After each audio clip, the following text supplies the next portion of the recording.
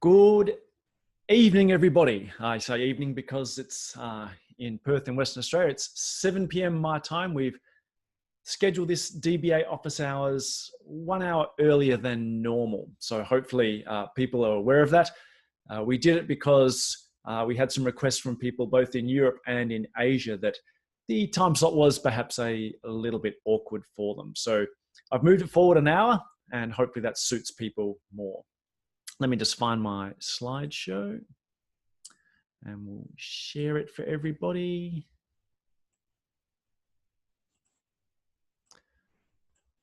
There we go. Bits and pieces. It's always an interesting slide to start off with. So first of all, welcome to Office Hours. It's basically it's the 8th Office Hours, I think. 8th Office Hours we've had in the DBA realm. Lots and lots of content across all the different streams. Hopefully you're getting a lot of value out of it and really enjoying it. I certainly enjoy giving them. So let's have a look at what we're going to do today. I'm just going to make sure I can see my chat line in case anyone says terrible things to me on the chat line. Let's move on to it. First of all, there won't be an Office Hours next month. This is the last Office Hours before OpenWorld. OpenWorld is roughly about the same size as the same time, I should say, as the DBA Office Hours next month. There's a few Office Hours sessions that will probably not happen because of OpenWorld. Hopefully you can get to OpenWorld. I'm excited. I've got my my cup. Hopefully you can see my cup there. I bought that at last year's OpenWorld at San Francisco. That's my favorite cup. I'll have a little sip. Love going to OpenWorld, mainly because obviously the amount of content is just insane. There's so much to do. In fact, I'll be putting out a blog post soon. I was trying to put together my Monday morning on the first day of the conference, and I found 9 sessions all at the same time, 9 talks I'd like to go see all at the same time. So at best, I can get 11% of what I want to get, and that's on the very, very first morning. So yeah, there's a lot of content out there. If you are going to OpenWorld, please come find me. I'll probably be at the Hub or somewhere similar. That's a spot near what we used to call the Developer Lounge in the exhibition area, or at the demo booths. I'll be wandering around. I've got a couple of talks to do as well. Naturally, first thing of this Office Hours, first port of call is to spruik that a little bit. So I've got one called the Fast Lane to Database Success. And in a nutshell, what I've worked out is that I've been using Oracle now for a lot of, nearly 25 years, maybe 20 years, somewhere around there, way back from Oracle 6 onwards. And I found that it's important that rather than forcing people to sort of relearn everything from scratch, and you'll see a lot of forums that say things like, RTFM, you should read the manual. You shouldn't be bothering people on forums with things you could work out for yourself. There's a degree of truth in that, in terms of sometimes people can be a bit lazy and things like that. But I think in reality, why should everyone have to learn the same skills when other people may have already learned them? So this is my talk on terms of trying to convey some of the tools and techniques that I've learned over 20 plus years with Oracle, that hopefully attendees can go away from it and have those in their toolkit without having to relearn them and make the same mistakes I did. So we'll be doing a lot of concepts in terms of how to make your database more productive and make you more productive as an IT professional. So that's the fast lane to database success. Obviously, we have to go with a bit of a clickbaity title. The second one is, don't be the developer that discombobulates your database. Now, what does that mean? Well, originally it was going to be, don't be the person that destroys your database. And a few people took me to task that, and I said, that's a bit too negative a title. But given that the vast majority of talks at any conference are often success stories, we did this and we were successful and therefore performance is fantastic, or our customers are happy, etc. Often it can leave attendees sort of going back to their own workplace where we have often a lot of errors and mistakes. You feel a bit down. You feel like saying, man, everyone else in the world is just having this blazing success story when they work with database products. How come I make mistakes or things go wrong, or the data gets corrupted, etc. So this is a way of trying to redress that balance. I'm effectively going to say these are the common mistakes that I've seen or I've made over the years, to hopefully help people avoid them before they make them. But just also to have a bit of empathy with the fact that, just because I'm standing up on a stage doing a talk doesn't mean that I have all the answers or I've never made mistakes. And I think that way we build a bit of a bond as an audience and a speaker, that we're all in this together. So these are the questions that have come in advance for tonight's office hours, just flying through them. Now, I must apologize first. The first one, how to prevent archive logs removal for flashback, that was scheduled for last month's office hours. And the reason it was scheduled for last month's office hours is because it was scheduled for the office hours before that. And so each time it has dropped off the list of things I never got around to. So I put it number one tonight because otherwise the poor person who has asked this question has probably long since given up on me and got frustrated, but hopefully there'll be some benefit for other people on the call as well. The second one is a common one we get on Ask Tom, which is people are getting errors when they run a merge command and they're not entirely sure why. So I figured we'd talk about the two most common errors you'll see with merge and how to avoid them and what are some of the issues around that.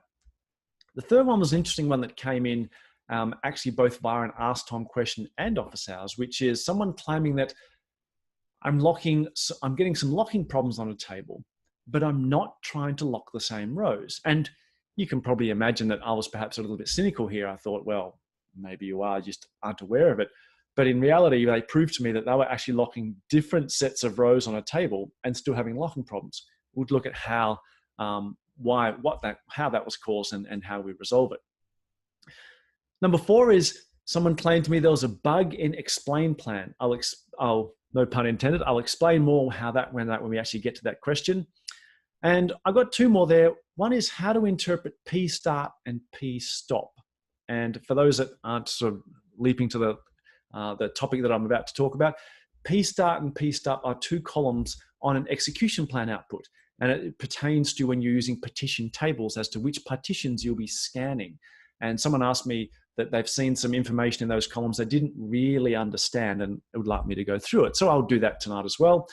And finally, this is an interesting one. This actually came to me via a tweet, not via an office hours, but they said, could I talk about it when I get a chance on an office hours session? And that is this person's going to their first OpenWorld this year. And they're very excited about it, but they said, what's the best way? What's the best way to get the most out of an OpenWorld session, because an OpenWorld conference, because it is an enormous thing. So that's what we got. If you have any comments or questions, etc., feel free to throw them in the chat line and we'll charge straight in and get onto it. And as I promise every month, we'll try to get through them all. And who knows, we've only got 6 this month. So with any luck, we might get through them, but we'll do our best. So let's get on to the one that I've been promising to do for 2 months. And the question is, I have flashback database turned on, and yet I'm having problems to do with archive logs when I'm using flashback. So let's do a little bit of background first on what flashback is and why people often get into this problem about missing archive logs, because flashback doesn't seem to suggest in the documentation that you'll need them. So let's have a look. Flashback database as a facility is awesome, especially if you've got huge databases that are perhaps not in production. And what I mean by not in production is sometimes we want to take data and rewind it back, take it backwards in time. That's pretty rare in a production environment because to do so would be to lose customer information, customer transactions. But for things like development or testing databases, where you often want to conduct a test and then rewind that information, conduct another test, try different things, the ability to roll data into a database and effectively bring it backwards in time is a really cool facility to have. And if those databases are large, then the cost of backing that database up and then rewinding it with a full restore is generally prohibitive. The cool thing I like about flashback technology is it's very, very easy to activate. You simply do alter database flashback on and you're effectively off and running. It's that simple. The question is, what's actually going on behind the scenes to enable that function? Most people will be familiar with the concept in the database of changing data being captured in some way such that it is obviously consistent, performant, and guaranteed to be recovered. So when data changes happen, we have generally 2 background processes you can see on screen there that look after it. One is, I'll start with the right-hand side one first, which is redo. Redo, as you can imagine, is critical. It's everything when it comes to a database. Every change you make gets captured in redo before that change is actually allowed to occur. because that's really Oracle's only way of guaranteeing that that change can be recovered in the event of some sort of problem. Your redo is obviously a critical part of guaranteeing the data quality and data integrity on your database in terms of its ability to be recovered in the event of a problem. Now, theoretically, every database could be only its redo. You could simply contain a list of every change that ever occurred since the beginning of time. And if you basically replayed that forward, you could get your database to any point in time. In theory, you could have no tables in your database, or I should say, no data files. You could simply have no data files. Whenever someone runs a query, you start with an empty table, apply all the redo constantly until that table is up to date, and you would have a table as at a point in time. That's obviously performance prohibitive. So what we have is what we call data files and a database writer. From time to time, changed blocks in the buffer cache will be flushed out to disk. But in reality, you can think of the database writer really as just a performance enhancement tool. It simply absolves you of the cost of reading through every single change that ever occurred in your redo logs to give you the current state of information in a particular table, in a particular data block, in a particular data file. So the database writer its job is to put new blocks down to disk such that we can read those blocks at a point in time more current than at the beginning of time, which is where our redo stuff comes into. So that's just a normal database. How does flashback database come involved? Well, we introduce a third process. It's called FBDA, the Flashback Data Archiver, I think is the acronym. And because we want to rewind the database or have the capacity to do so, rather than writing new or the changed state of blocks to disk, what the Flashback Data Archiver's job is to do is to capture effectively old images of those blocks, the state before they got changed. Because if I do that, that lets me go backwards in time in the same way that redo and the database writer lets me go forward in time, which is your obviously normal state of operation. So what happens when you do something like flashback database to 2:05 p.m., we can use that extra information in what we call the flashback logs to take a database backwards in time to undo changes. Now, if you don't know the time at which you want to do a flashback, what you can do is create these things called restore points. And they're really just a tag to which is associated to a particular point in time or system change number in the database, such that when you do flashback to a particular restore point, you're saving yourself the effort of needing to know exactly when you need to go to in terms of a point in time or a system change number. You can just basically choose that restore point. So far, so good. Everything's working fine. But here's what led to this question. Someone tried to do flashback database to, say, 10 a.m. in this case, and they got an error saying the flashback didn't occur because they didn't have archived redo logs. Now, based on the diagram I had a couple of slides ago where we had the database writer, the redo logs, and almost separately these flashback logs, which seems to be the thing that's required to rewind the database, why would I require redo to actually go backwards? Redo seems to be the thing we need to go forwards. So why do we need redo? Why do we need redo to do a flashback? It's an interesting question, and it's a way, the reason we do is it's because of the performance overheads we're trying to remove when we're using flashback database. People say to me, I have all the flashback logs. I want to go back to 10 a.m. I've got all the flashback logs at least till 10 a.m. and before. Why can't I do it? Because the cost of flashback is critical to us. When we introduced flashback, we didn't want to say, yes, you can have the flashback database facility, but by the way, everything's going to be 30% slower or 50% slower. That makes it a non-starter in terms of features. So what we do is we try and minimize the cost of the overhead of flashback logging. And the way we can actually measure that is by looking at a $V view. There's a $V view called $V flashback database stat. And it says for a particular interval of time, how much flashback data I've captured, and we can compare it to the amount of redo data. Because if you think about every change being captured in redo, you could almost imagine that there should be probably something similar in terms of the amount of stuff you need to capture in flashback. For every change forward, we need in some way to capture a change to go backwards. Now that's risky, obviously, because that would actually double the overhead of logging just by having flashback on. And that's what we're trying to avoid in the database. So how do we keep those costs low? Let's look at how we do it by an example. I'm going to take my typical employee table from the Scott schema. As for those that aren't aware, it's got 14 rows. It sits in one block. It's a tiny, tiny table. I'm going to do 28,000 updates to just any one of those 14 rows. It doesn't really matter, just over and over and over again, 28,000 times, lots and lots of different changes. When I go look at VDOL flashback database stat for the particular time interval in which I did all those 28,000 changes, you can see I chewed up about 9.5 megabytes of redo, lots and lots of little transactional changes. But notice I didn't actually consume that much flashback logs.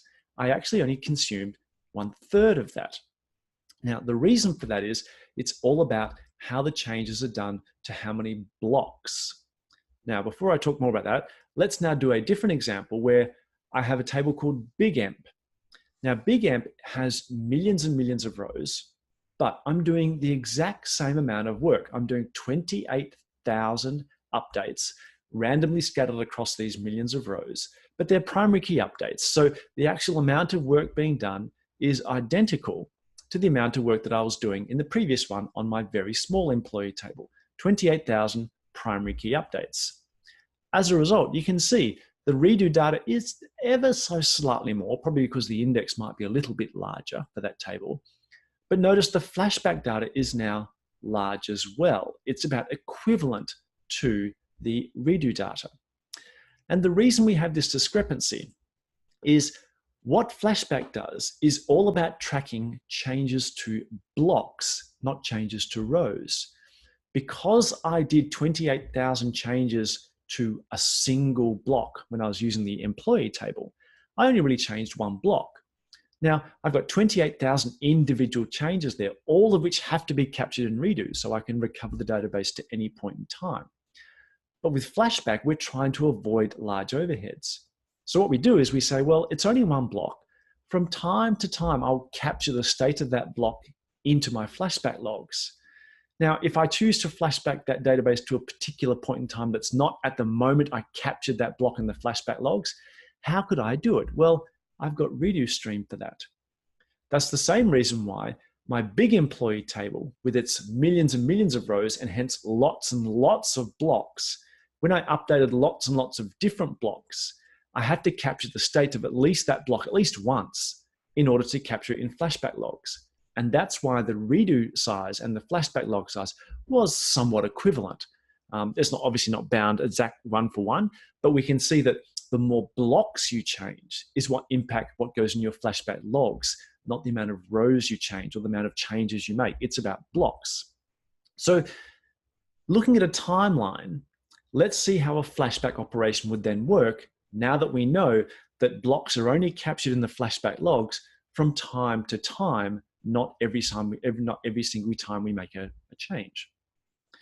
So I've done a delete from a table, and as time rolls on, from time to time, I'll grab that yellow box there is designed to indicate a flashback log capture of that block. So I'll dump that to my flashback logs. There'll be more changes from time to time, and as time goes on, I'll grab another copy of that block. So there may have been lots of changes between those two times, but I'm only capturing flashback logs of that particular block at regular intervals. And we can see there's a third one and a fourth one as time goes on. Now, if I'm only capturing at certain intervals, what happens when someone says flashback to 9:32 a.m.? What if 9:32 a.m. does not equate to one of those 4 particular points in time at which I actually grabbed a flashback log?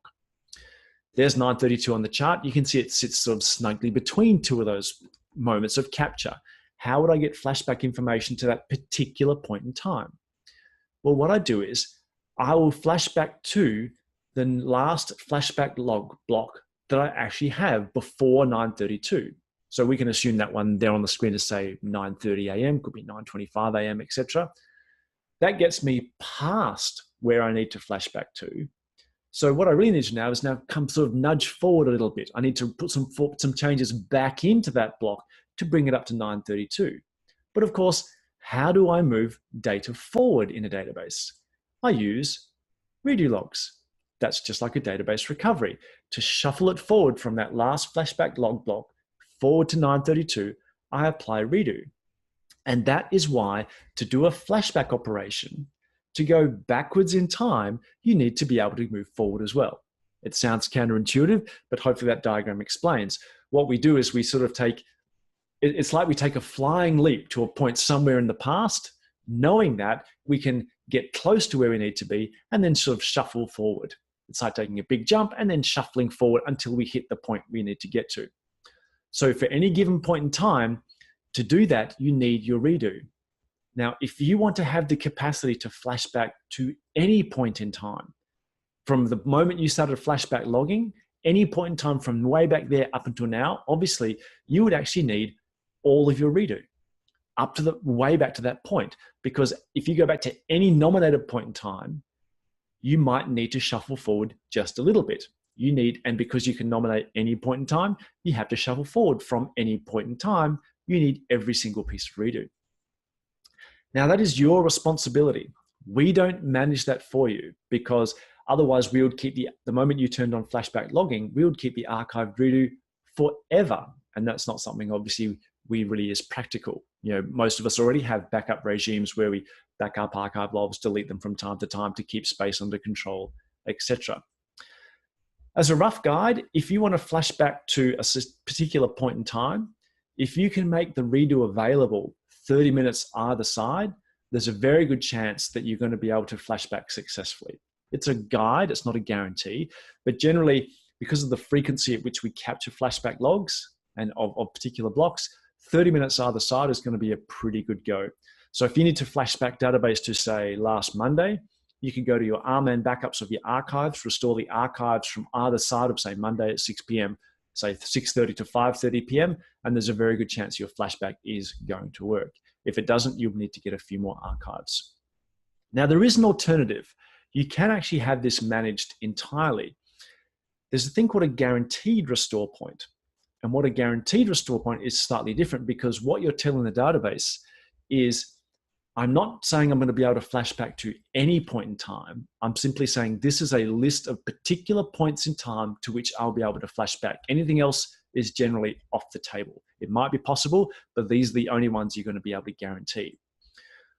If you choose to use guaranteed restore points and you're using a flash recovery area, and the advantage of that is now the database is more acutely aware of what's going on, what archive logs are available, etc. And you issue your flashback commands from RMAN, not from, say, SQL Plus or SQL CL, etc. Then what RMAN can do is, knowing that the combination of guaranteed restore points plus flash recovery area plus issuing it from RMAN, RMAN can manage the process of getting your archives into the flash recovery area if required from backup, and then performing the flashback. So we can manage that for you. Needless to say, you still need to have those backups of those archives. RMAN can't invent archives out of nothing. So the lesson here is obviously be careful. I will reiterate this one thing, and because this always surprised me when I visit customers, is I know a lot of people that they take a backup of their database and they take a backup of their archive logs, and then they'll delete the archive logs from their active area because they know they've got a backup. I can't stress enough how critical archive logs are to everything in an Oracle database in terms of being able to restore it. I'm a huge fan of, I keep as many archives available online as possible until I get relatively close to my storage thresholds. And then I'll keep as many backups as I can as possible of my archive logs, because if you restore an archive log and it's broken or corrupt, that is the end of your recovery stream. There is no way beyond it. You can't skip a broken archive log. So I stress, just to sidebar off from flashback archives, archive logs, so important. Number 2, quick drink for me.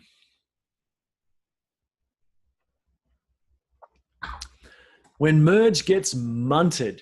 Now, what does munted mean? For those that aren't maybe from Australia, munted, it's actually in the dictionary. I was very surprised.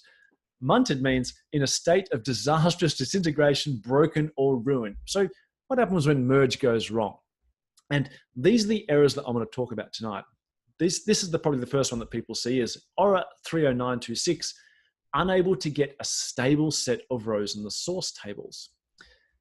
Now, the cause of this is there's 2 causes. I'm going to focus on the second one for the time being, which is a non-deterministic where clause. I couldn't have a deterministic where clause, and the action is remove the non-deterministic where clause. This is one of those great errors where it says, you have a problem with X, so try not to do X. It doesn't really give you an idea as to what is going on. So let's look at a demo, and hopefully this will make it fairly clear. So I need to do a new share. Hopefully the font is large enough for everyone. So what I'm going to do is I'm going to create a table called Oracle Team. It's the members of an Oracle team I'm creating. I've got a primary key, I've got a first name and a last name. Let's put a couple of rows in there. It's Connor McDonald, they spelt McDonald wrong, and I've put Chris Saxon in there, they've spelt Chris wrong, and it's not capitalized. It's bad data. It's someone's first cut of the data. But if I query it, I can see select star from Oracle team, and there's the two rows with the primary keys 1 and 3.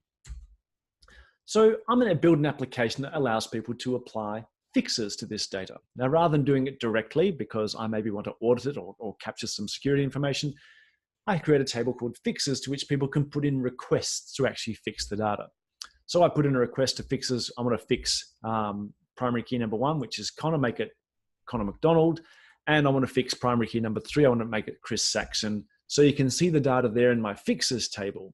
And so how would I actually migrate that data from the fixes table into my Oracle team? Pretty simple. I would write a merge command. I could write an update, but we're dealing with merge tonight, so let's focus on that. So I'm merging into my Oracle team, select all the rows from my fixes table. I'm joining on the primary keys. So the primary key from the fixes table, which is a reference back to the Oracle team, joining on the primary key, and then doing a when matched. And that works, and the data is fixed. So far, so good. Let's recreate our Oracle team table with the same bad data. 1 row for me, 1 row for Chris. Both the data is a little bit mangled or munted, I should say, and we actually want to now fix it. Now, because I have a fixes table, what happened here is I first had a crack at fixing Connor McDonald yesterday. You can see sysdate -1. I put an entry in the fixes table saying, yep, please fix Connor to get rid of the MAC, make it MC for McDonald, like the restaurant chain. And then I realized, I'd like to capitalize the D as well. So I put another fix in today saying, yep, please fix it up to McDonald, and Chris is fixed as before. So now I've got 3 rows in my fixes table. I want to fix McDonald, made a mistake, fix it again, and then fix up Chris. Here's my merge command, the exact same merge command we ran as before, and there's our error, unable to get a stable set of rows of data. Now, hopefully just by running through the demonstration, you can get a rough idea as to what the cause is here. I had 2 rows in my fixes table, both pointing to the same row in my Oracle team. So depending on which order I took those rows in, if I took row number 1, which had Connor McDonald in lowercase, or row number 2, Connor McDonald in uppercase, depending on which I took first, I'd get a different result in my merge command.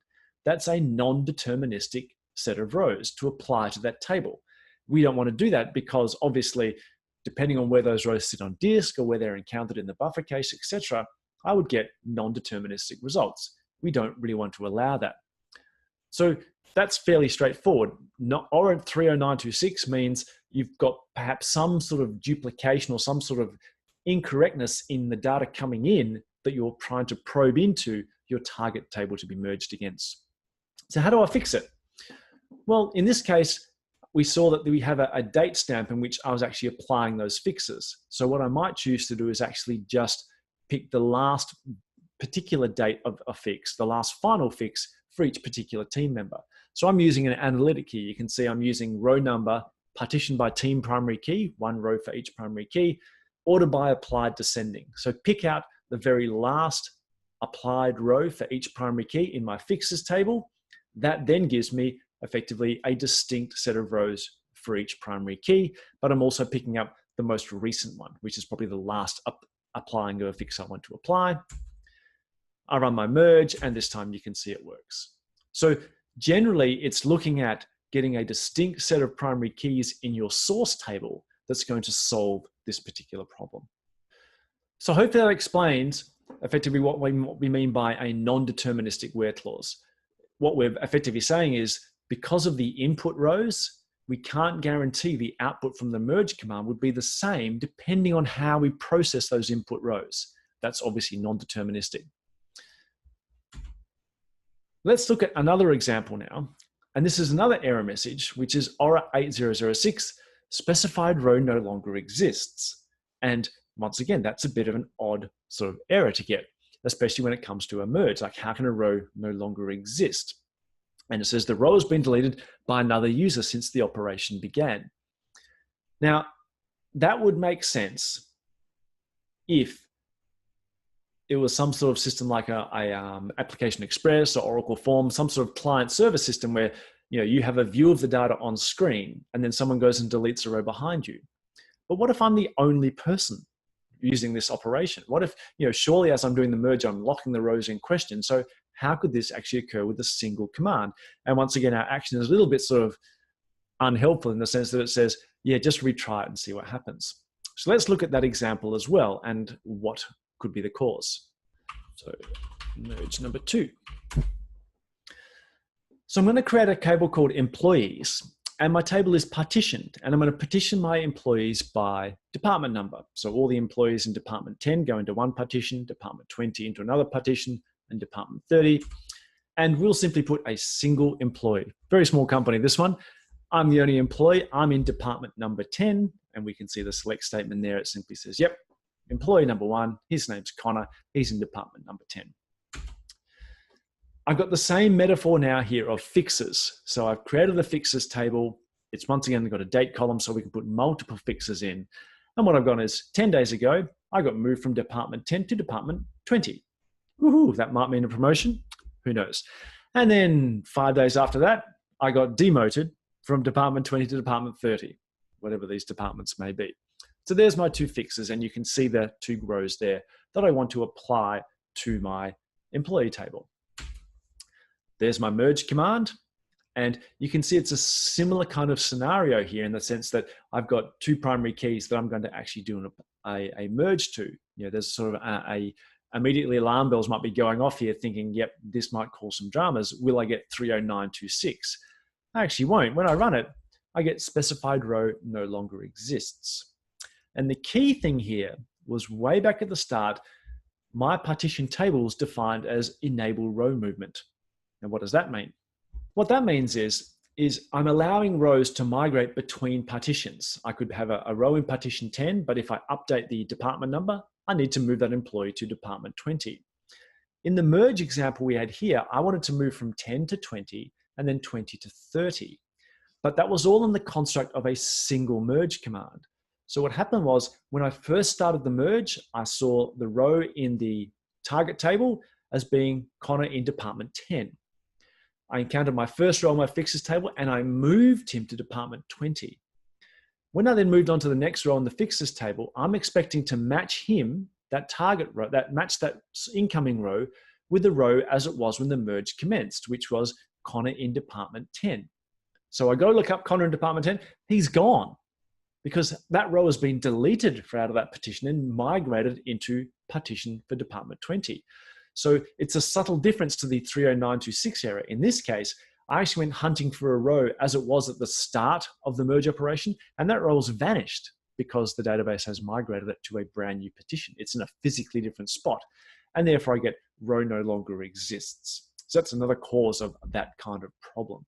One thing I should say is if you get these kind of errors, one thing that is important to is obviously do your due diligence, check the data, check the incoming data, check the target table definition, etc. Make sure that you actually haven't got a data inconsistency or some sort of non-deterministic information that would genuinely cause a merge to correctly fail, if that makes sense. You want it to fail. You don't want to get data corruption. But there have been some bugs in various versions of Oracle where those errors come out when they shouldn't do. And the reason for that is obviously we are, if anything, going to err on the side of caution. We're going to be overzealous when it comes to making sure that we don't allow a wrong set of results to come out of a merge. We don't want that. So sometimes we're going to be a little bit too aggressive in saying, yeah, well, things are a little bit, things could be dodgy here. Let's throw an ORA 30926, etc. So that MetaLink note, I think I might have actually put it up here. Let me just 47471.956.1, how to troubleshoot those errors. It goes through a list of things you might want to check. And toward the bottom, there's a list of references and bugs that you also might want to check to make sure that once you've gone through all those due diligence steps and check that all the things that you can control are under control, there might be a bug that you've encountered. The one thing I didn't talk about was in the first 30926 example was the concept of you might not be able to get a stable set of rows because of large DML activities. Now, update, merge are sort of common bedfellows. And if you're doing large batch updates, which is the typical operation to do for a merge, then if you've got a lot of DML going on behind the scenes from other sessions, you can encounter problems. And it's a problem what we call write consistency. That's a topic perhaps for another office hours, but if you search Ask Tom, go to the Ask Tom webpage and search for write consistency in the search box, you'll get a number of threads on there which talk about the complexities that Oracle has to undertake in terms of consistently reading rows in order to do an update or a merge command. So that's another potential cause of merge returning an error because of a lot of DML activity going on while you're trying to run a large merge statement. Number 3, locking rows. Locking rows is something the database should do. Obviously, the example here is your most classic example. I've got 2 people trying to delete the same row. Only one should win, the other one should wait. That's stock standard locking. That's not what we're talking about in this particular demo. Other people would think, well, at the next level up is locking what we call across tables, which is here I have someone trying to delete from the department table, and I'm also trying to update the employee table. If those 2 tables are linked by a foreign key, then once again, correctly, we want to make sure we do some enqueuing and some locking in there to make sure that we're actually controlling the concept of locking. Once again, I'm not referring to this particular example. This was the claim that came in from an Ask Tom user. I'm doing a delete on the same table, 2 different sets of rows. There's nothing special about the table. It's not an IoT. It's not part of a cluster, etc.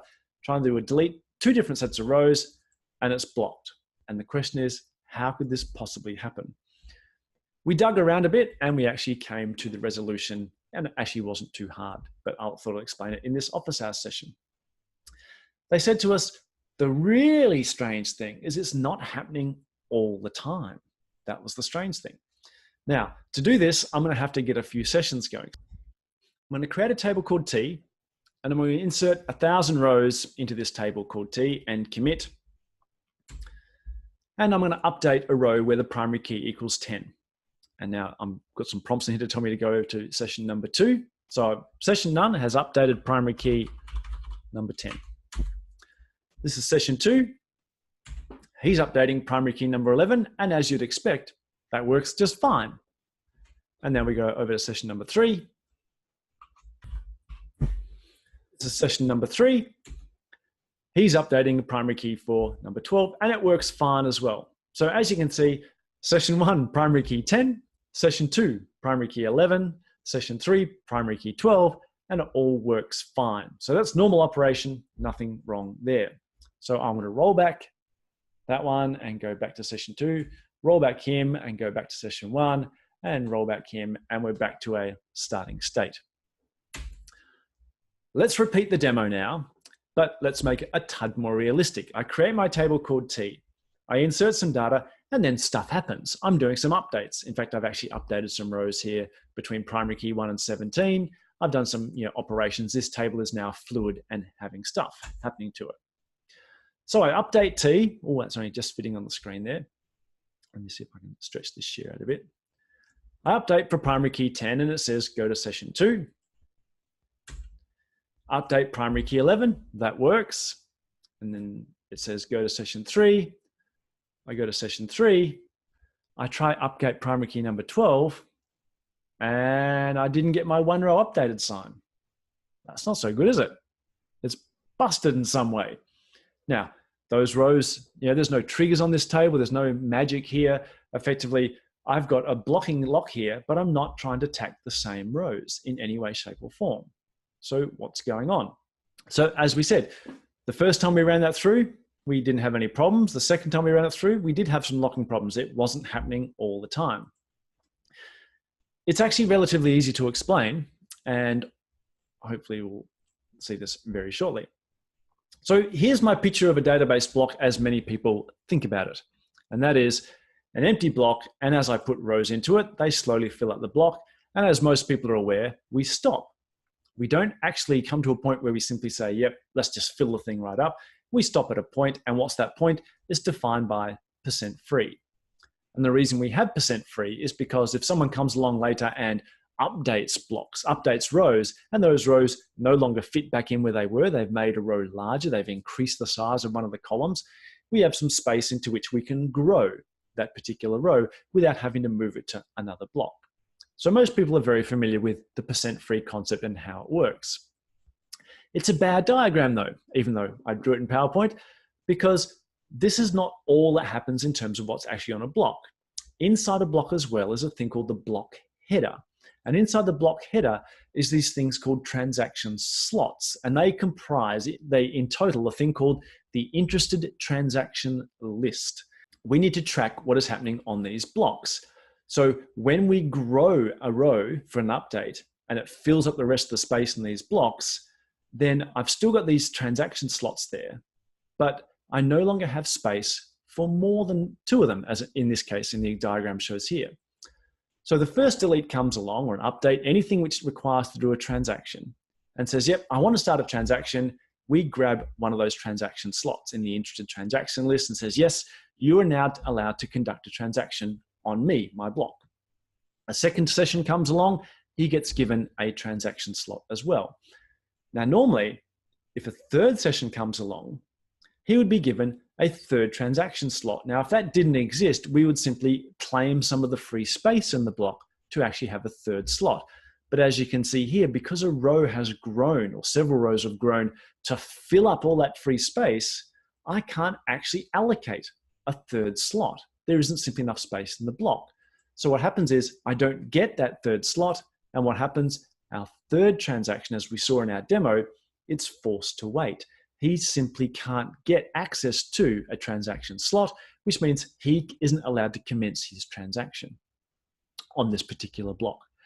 And as we saw before, when one of the other transactions roll back, or in fact they could have committed, it wouldn't have mattered, that will free up one of those 2 transaction slots, and the third guy is allowed to then proceed. But a lack of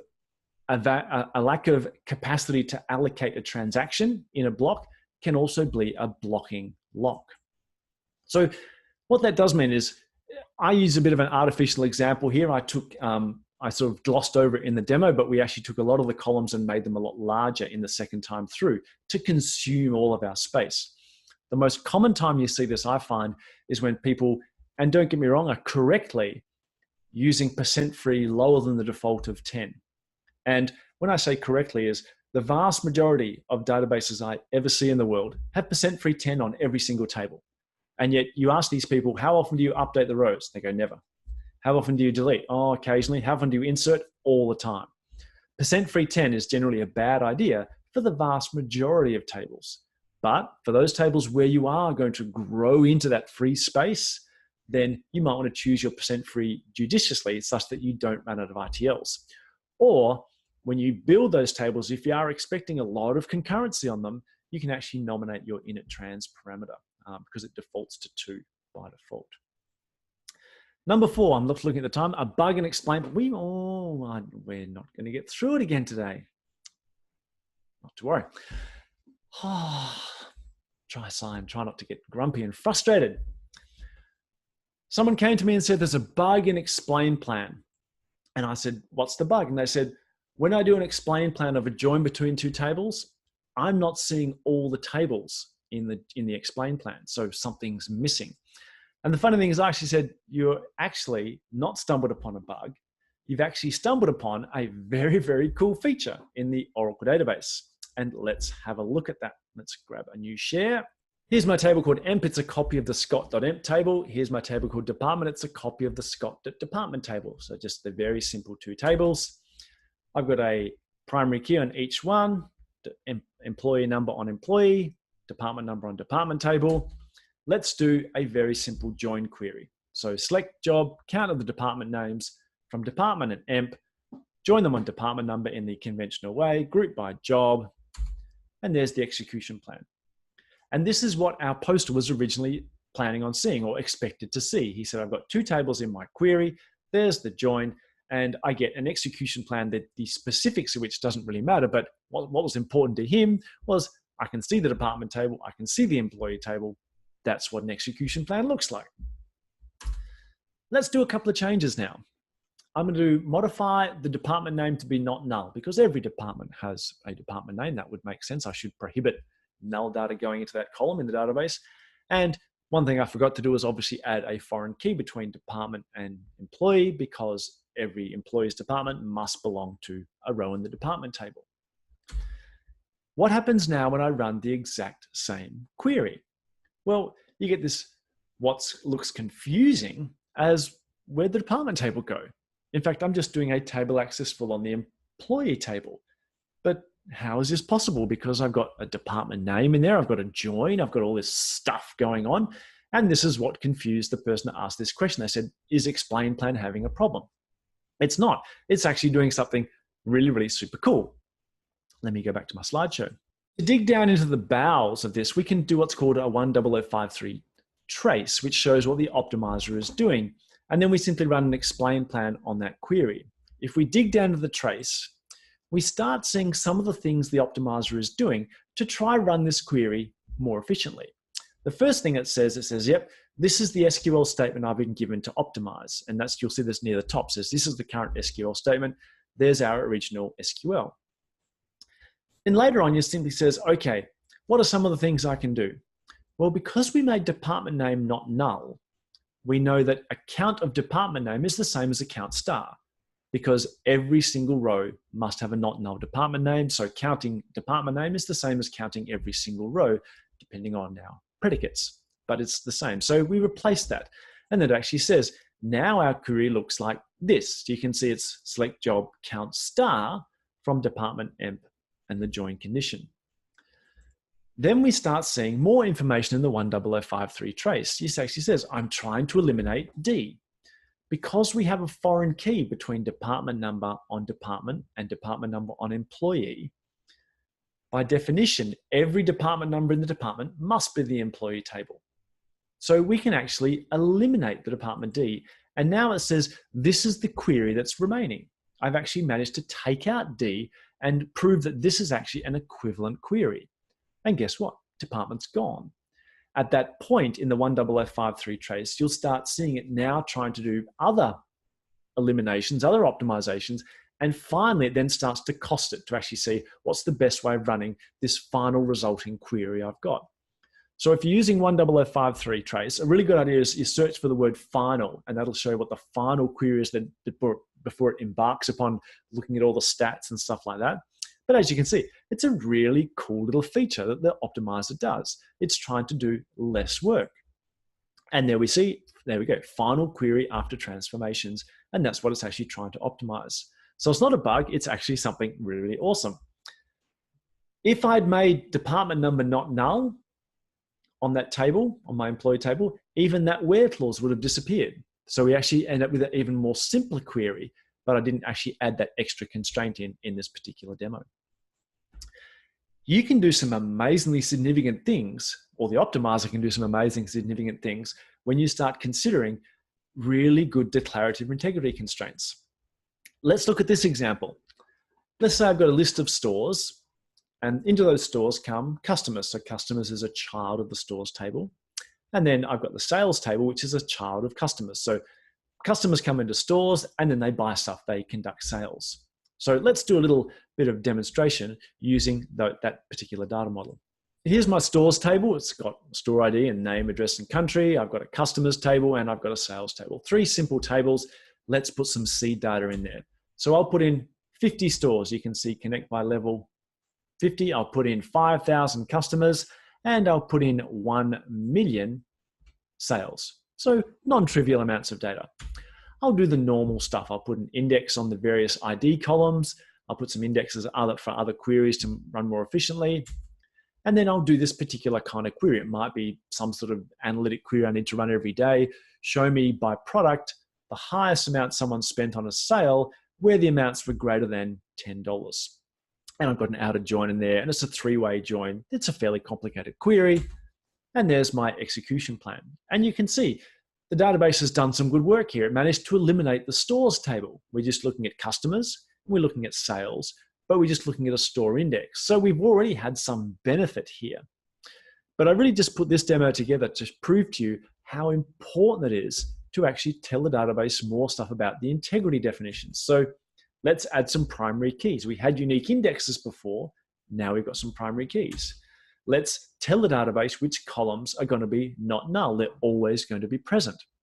Let's tell the database what the foreign key relationships are between those three tables. So every store goes back to a customer, where every customer goes to a store, and every sale gets linked to a customer. Let's now run the exact same query again, the exact same query, and let's look at the execution plan now that we've told the database more about the relationships. How cool is that?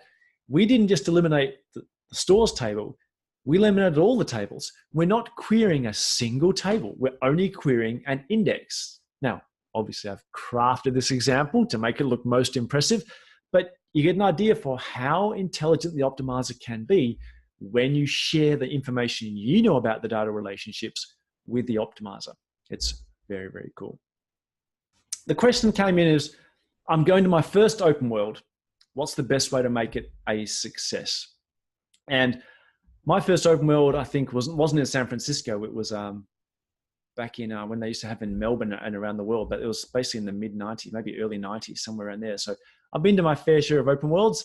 The last few years, I've been lucky enough to go as an Oracle employee, which it's funny, you'll hear some Oracle employees saying, OpenWorld is actually not a great time of the year because, we work very, very hard to make OpenWorld a success. And hopefully if you're lucky enough to go along to OpenWorld this year, you enjoy the fruits of our labor, that you'll find it a success as well.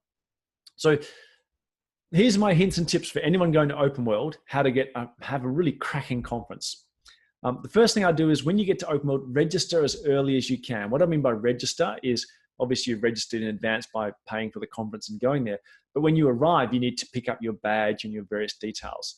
The registration desk is obviously open during the conference, but it's open in the couple of days normally beforehand, just for smaller periods of time. Get your registration and badge pickup all done early. It avoids a lot of queuing. And keep an eye out for one of the members of our developer advocate team today, is Blaine Carter, has got a very special badge for some particular lucky people. Go head around the Code 1 area, and we actually might have an intelligent badge this year at OpenWorld. I'm not sure if it's confirmed, but we might have an intelligent badge that actually has some electronics on it, and it can do some pretty cool stuff. The second one is use the schedule builder or the schedule builder. That's on the session catalog on the OpenWorld website. And people may have seen my tweets. I actually tweeted out an Apex version of the catalog just because Apex is so much more flexible in terms of filtering and stuff like that. So I'll tweet a link to my Apex version of the session catalog.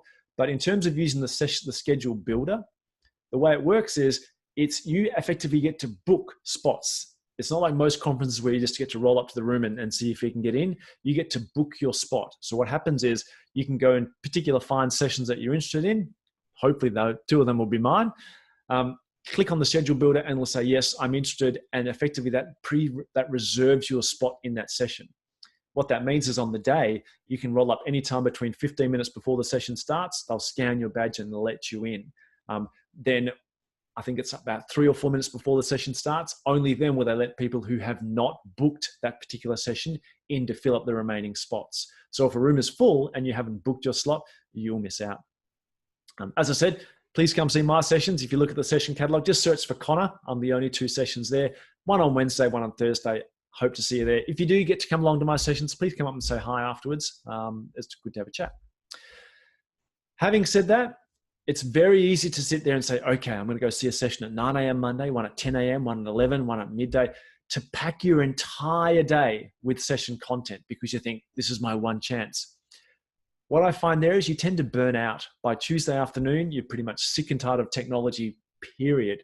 So pick and choose your best sessions and take some time to see San Francisco. Take some time to relax. Take some time to wander the halls and maybe catch up with people. Pop into various hands-on labs or whatever. But make your content, make your conference more flexible as opposed to just session. If you've never been to a keynote session, one of the big keynotes by Larry Ellison or the like, I'd recommend you go to one. often, they're obviously pitched not at generally a technical level, they're more pitched at a managerial level, but it's just good to experience the scale of generally 10,000 or so like-minded people all crammed into a room listening to a talk. So if you've never seen a keynote, I'd recommend you go along. If you've seen one before, then generally you can catch the keynotes outside the venue on some of the big screens and you won't get caught in the hustle and bustle, but it's at least doing definitely just once. Definitely bring your laptop to OpenWorld and bring it to the conference. There's hands-on labs. It's the best way of actually learning new technology and getting familiar with things.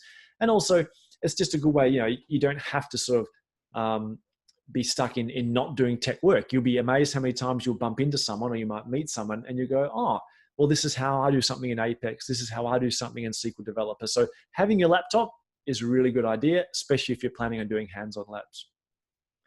Coffee, if you're a coffee drinker like me, coffee's hard to get in San Francisco, not because of the lack of coffee shops, it's because they will be jam-packed with all attendees. So be prepared to walk a little further away from the Moscone Center and you'll be able to get coffee without too much hassle. As I said, rather than just going to the sessions, spend some time to walk around the exhibition hall. Now, a lot of people think, it's like just like a sales frenzy. And it's true that you'll bump into some people from various companies who will just be trying to sell stuff down your throat. But in the exhibition hall as well, there's normally a good bunch of people who are actually just good technically minded people, even though they work for vendors. There's the demo grounds where we've got Oracle specialists and all the product areas. It's like live version of Office Hours. You can actually go speak to people that own the products, work with the products. You can spend some time with them. Don't just walk over and go, I want to tell you about why your product sucks, right? It's not about having a bit session. It's about constructing a really good dialogue with people who actually own the product. Put a face behind a name, and that way, when you do meet these people via Twitter or discussion forums or community forums, they'll remember you, they'll know who you are, and you generally have a better relationship and a better move toward resolution of problems if you have any. There's a thing this year called the Hub, which is where a lot of us developer-minded people will just be hanging out.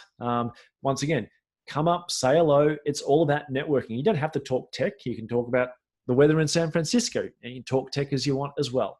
It's a great way just to meet and greet people and actually form those kind of bonds that make us a great community as opposed to just another bunch of monkeys going to a conference. Make some relationships, do some networking, follow the hashtags for OpenWorld on Twitter. So you start making more permanent and more well-founded relationships, which are going to help you in your career and building the Oracle community. And the last thing I'd say is there's obviously, as an attendee, you get lunch every day. If you're not going to eat your lunch, don't just eat half it and throw it out. If you're not going to eat it, maybe don't pick it up at all, because the lunches that don't get used get given to the less fortunate throughout San Francisco. So make sure you do something along those lines. Anyway, I'll do one final share because I've run a little bit time over. And where's my slideshow gone? There we go. So 3 minutes over. Thank you much for attending. Just a reminder, there won't be an Office Hours next month. If you're at OpenWorld, in fact, I'll try to do some sort of live something or other from OpenWorld. I don't know what, maybe an update as to what's going on at San Francisco, but we'll try to do some video of some description just to hopefully keep you enthused about Office Hours. And I'll see you soon. Thank you very much for attending, and I hope you enjoyed the session, and bye for now.